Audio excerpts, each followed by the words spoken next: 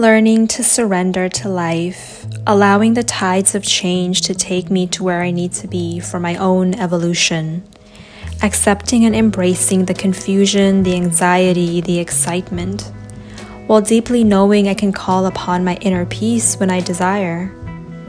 This eclipse season has caught me off guard in unexplainable ways. I can't run away from the grief anymore. It's time to take her in fully. I bought this book by Krishnamurti, Freedom from the Known, since like a few years ago, and I started reading it, but I never actually finished. But I might make it a goal this time in Bangkok to actually finish this. It is a mind-blowing book. Like, there are insights being dropped every few pages that really changes the way that we see the world and the way that we think about the world. And he's one of my favorite doppelganger twin because he was born 1 or 2 days after me, like May 11 or 12, something like that. And he's like that, sun and gate 23 idol for me.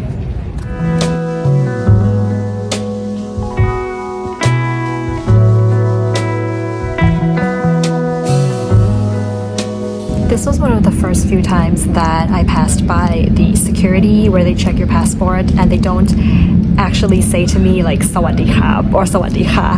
Usually in most airports, when they see that you have like a Thai passport, they sort of say that to you.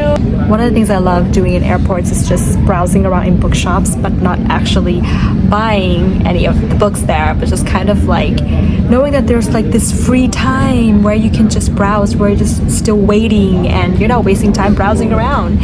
So I really enjoyed that.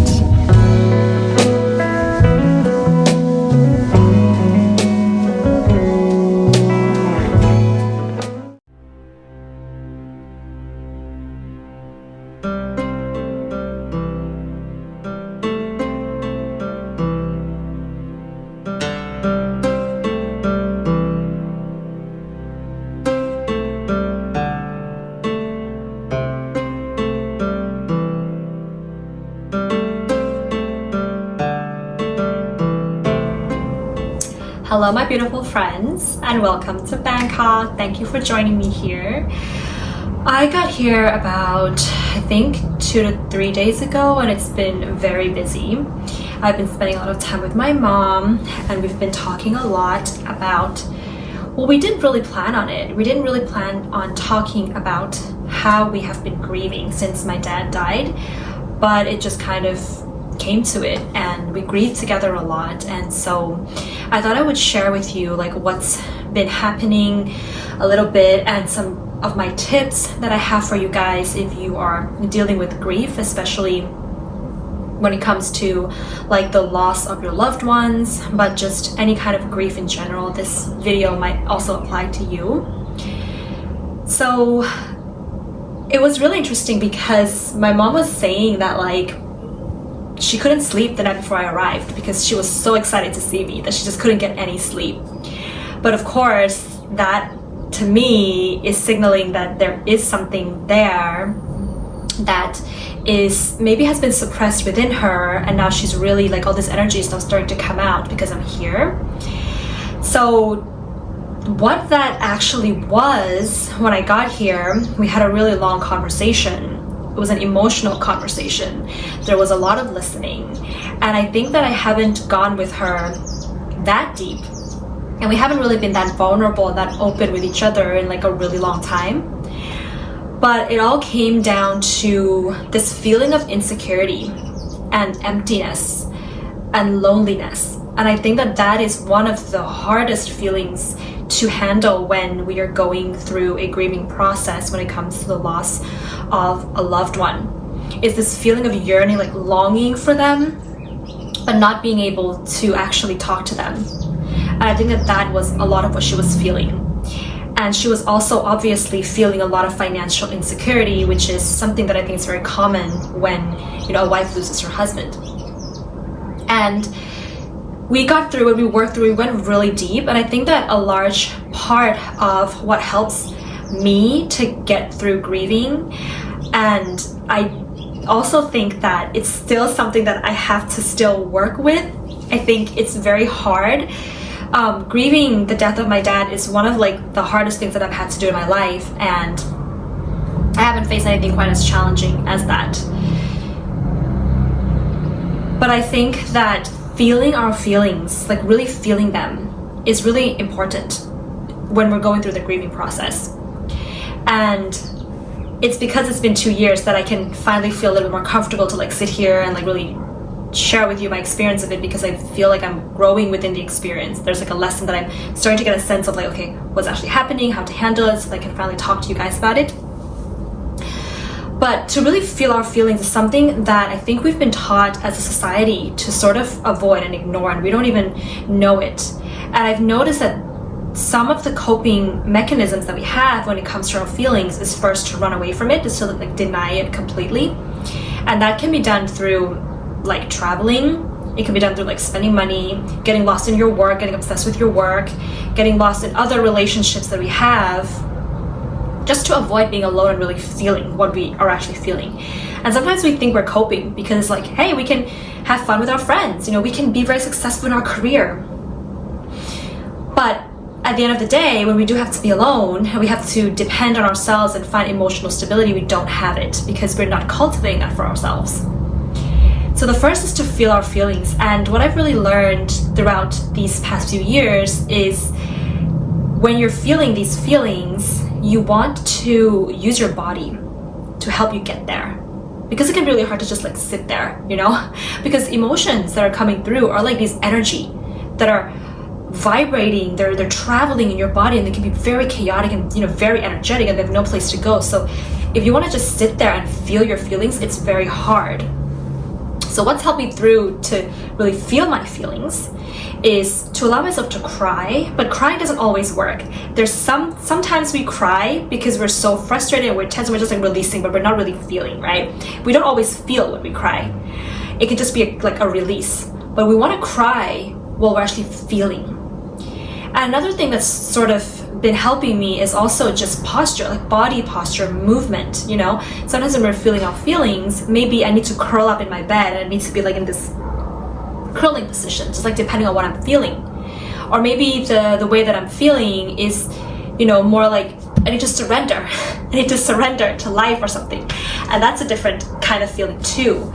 So I think that, you know, these are the different ways that I've learned to help me to really feel and to really cultivate that space to help me get there. And free writing is also really useful as a way of just getting your feelings onto paper. So yeah, and I think that's like the first step to all of it. And, you know, having a really good support system there for you is also really important. And I think that that is really hard as well in my family. When my sister is living in Korea, I'm living in the Netherlands, my mom is here in Bangkok. So it's like the people that you want to be around you when you are longing for the loved one that you have lost, when they might be on a different time zone and you're just not sure if you can call them because it's going to be in the middle of the night where they are, or they're going to be like working, you know, where they are. That can also be really, really tough. And I think that that is what we've been working through yesterday. Well, not yesterday. Well, we're working through it like almost every day, now that I'm here, is how to sort of build our communication better. Because I think that there can also be like this misunderstanding. You know, you feel like you don't know if you can really call somebody up, or maybe you call somebody up way too much. That can also be both of these things. But I think a lot of the times we feel like we have to be strong, and we feel like we have to sort of get through this alone. Like, come on, like, it's been 2 years. I don't think that other people are gonna understand how I'm still feeling because it's been 2 years already. And so you avoid yourself, you know, from like picking up the phone or from like going out and actually reaching out to people. And I think that, you know, if you are going through anything that has to do with the grieving of the loss of a loved one, reach out. I think that people will really want to support you more than you could ever imagine. Because I think that we're all going through, we are emotional, you know, as human beings, and we all understand what it's like to feel a lot, even though we might not feel the same thing. Like, I might be reaching out to somebody who hasn't lost a loved one, but they've lost something else in their life. And they can still listen and they can still support you if they truly love you. So I think reaching out is so important here, because we also can't expect that other people are going to understand what we're going through all the time. You know, they don't know that okay, it's been a year or it's been 2 years. Does that mean that you've gone through it? Should I still reach out? They don't know that. Only we know our own process. And by knowing our own process, we have to allow ourselves to understand if we need to be reaching out to people or not. And feeling connected and feeling like even if they don't always respond the way that we hope they would respond, but they're doing their best. They're doing their best. And we also have to have that sense of like compassion. If we expect too much when we're reaching out, then it can also feel even worse. It can feel really disappointing too. So we have to reach out from a place of no expectations. We're reaching out and we know that we're doing it for ourselves. We know that we're reaching out because we need to give ourselves that support system and that love. But we also understand that maybe the person on the other end may not react or respond the way that we had hoped 100% because they're just another human being. But we're still going to work through this together. And it's always wise to not just have like one person that you're reaching out to, but to have more than one person. What's also been like something that I feel is important when I'm sort of grieving is to also allow myself to have my own rebirth. I think that's been really important for me because especially if you have lost a loved one that is a really strong part of like your blood and has been a really huge part of your life. Like I lived 33 years of my life with my dad there. And energetically, even though we're not always together, energetically, just knowing that he's there and that he could be thinking something, he might say something about this, that really shapes who you are, whether you realize it or not. And this is something that I found, I didn't expect that this would happen, but like when my dad passed away, I feel like a part of me died with him. And that's not to say it's good or bad, it's just a part of me died with him. And because of that, a new part of me is being born to replace that old part of me. And I think this is also something that we have to also give ourselves a lot of compassion for, a lot of self-forgiveness. And also, if you are like a friend or a lover or partner of somebody who is grieving, understanding what's going to happen here is that I was really rebuilding myself, and I really didn't know how to do that without my dad for a large part of it. I was like really rethinking my purpose, what I wanted to do in my life, how I actually wanted to make money, what money really meant for me.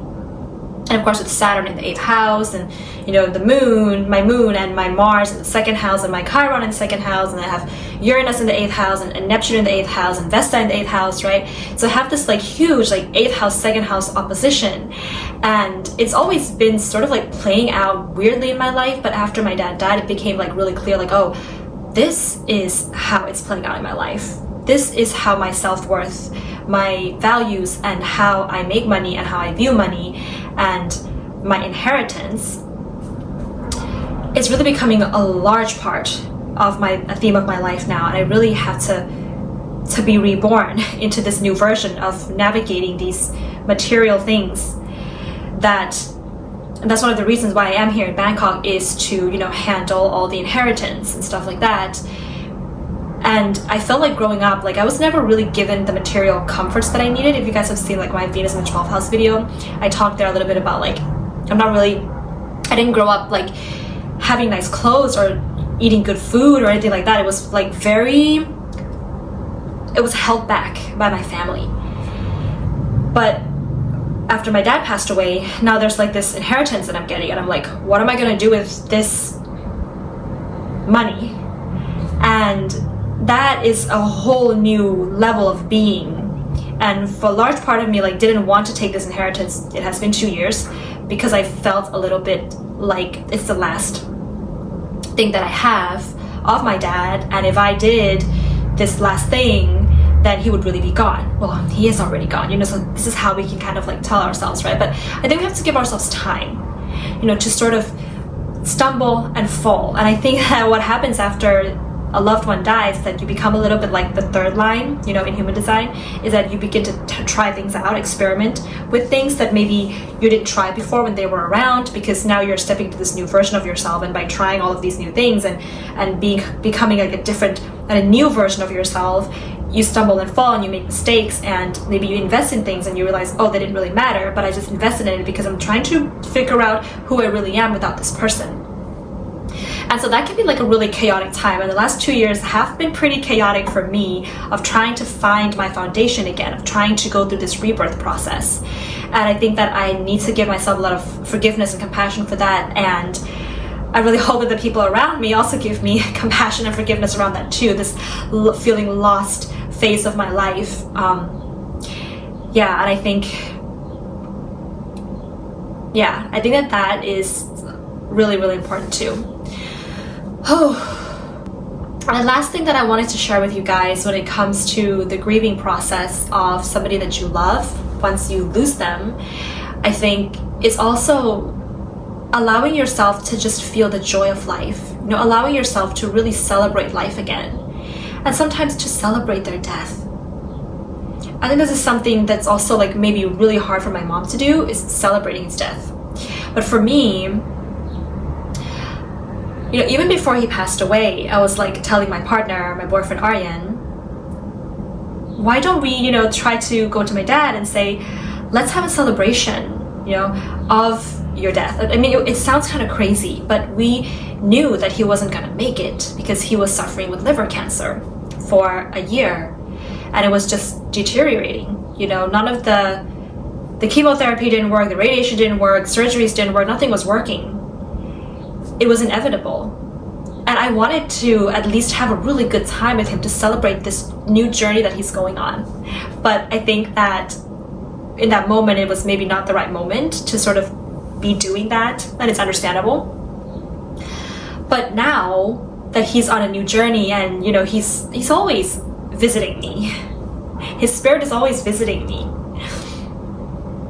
And because his spirit is always visiting me, it's like, yeah, he's got a new life, you know, he's got a new afterlife, or he's in a new realm, he's doing something else, and I want to celebrate that. And you know, and I think that one of the ways that we can really celebrate that is to continue to live our lives in the best way that we want to live.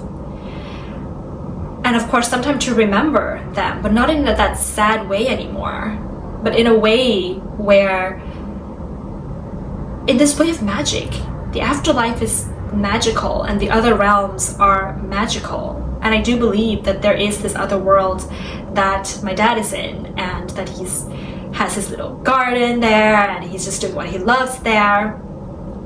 And even though we can't celebrate, you know, together, but we can still celebrate that. And I feel also this, you know, allowing yourself to just celebrate the new you, right? The rebirth of you. Celebrate the you that is going to be reborn without this person. It's all part of this huge, grand journey, and we might not understand all of it, but we are a part of it, and we're going to feel everything that we have to feel. We're going to feel it all. We're going to have to allow ourselves to feel it all. We're going to have to be ugly and messy, and also beautiful and crazy and calm and wild, and just all of it. So yeah, beautiful souls, I hope that you have found these videos to be useful in some ways, and I hope that you're going to enjoy the rest of my vlogs in Bangkok, reflecting on just some of the things that I do here in my charts in regards to that. And I hope that you also enjoy the rest of this video, and just giving yourself a lot of gentleness, a lot of compassion, a lot of love and forgiveness, and allowing you to just be who you are, never regretting anything that you do in your life. Never ever regret anything that you do in your life. And I'm sending you so much love. You have a safe space here on this channel to always share what you feel, to share anything that you think, and any of your opinions, and whatever. Just get it out. This is a space for you. All right, well, I'm gonna go now, and I'm gonna wake my mom up and see if we can have dinner or something. Bye, beautiful souls. I love you all so much from the bottom of my heart.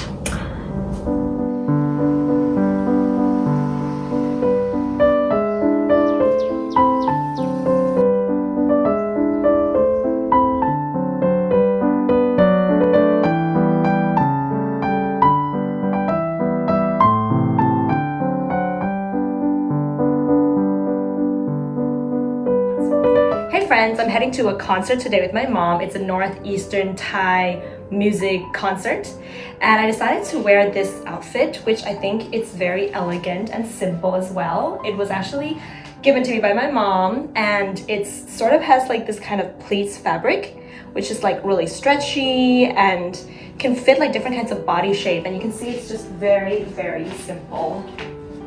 It's very cute and kind of like, it's not too long, the pants, so it's playful and flowy, and also really nice for this kind of weather because it kind of keeps your body cool too. So I've decided to finalize this elegant outfit with these pair of earrings, which are gold and green, and just a little bit of a necklace to add a finishing touch to it because it's black, and you can see it even has like a bit of a shine to it, which is really elegant. It can be paired with any colored earrings, so I think this is really nice, and I'm kind of ready to go.